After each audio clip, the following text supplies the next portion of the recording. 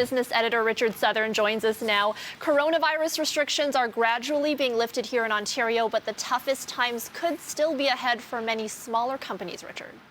Yeah, that's the worry, right? As the government supports start to get rolled back, as the bills start to become due, that, maybe we're going to see a wave of insolvencies. And so with that in mind, we wanted to sort of inquire today, Erica, with the provincial government to see if they're thinking about extending some of these programs. The Ford government has offered the small business support grant to small businesses. There were 2 tranches of that where small businesses got some money to help stay afloat. We asked the finance minister, Peter Bethlenfalvy, will we see an extension of these programs? It didn't sound like a yes. Take a listen.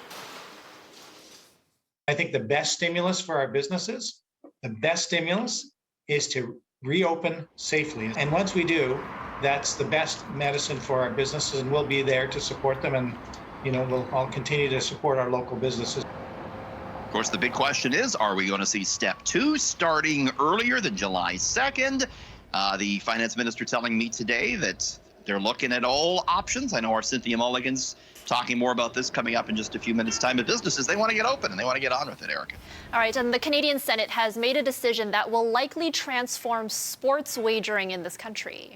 Big news breaking just within the last hour or so. The Senate has approved a bill that will legalize single-game sports wagering here in Canada. Right now, legally, if you're betting on sports, you have to bet on more than one game. That's always been the way in Canada. They did that to prevent match fixing. But now with the advent of the internet, it's so easy to do it illegally that they wanted to sort of bring it above board. It's going to be up to the Prime Minister and his cabinet to decide when to enact the legislation. I talked to Ontario Attorney General Doug Downey. He tells me here in Ontario, they hope to have this option available by the end of the year. It's not going to be just the OLG offering single game wagering, but the Ford government, Eric, is going to open this up to all sorts of third parties, including some of the illegal offshore betting houses that can apply now to do this legally. So it's expected to bring billions of dollars back into Canada that we could tax, and it certainly could help out all the red ink on the government's books right now. And finally, McDonald's is serving up its biggest burger yet. Oh, my. Yeah, I hope you brought your appetite, Erica. It's a grand Big Mac that's rolling out in McDonald's Canadian restaurants.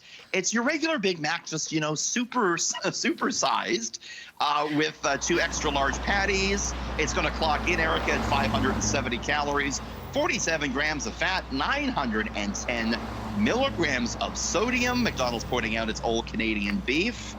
Are you a Big Mac fan, yay or nay, Erica? I am. That looks like perfect. Like it would be perfect after a long night on the patio, after you've had a lot of drinks. The next day, that would soak the grand Big Mac would soak everything up, Erica. Soak it all up.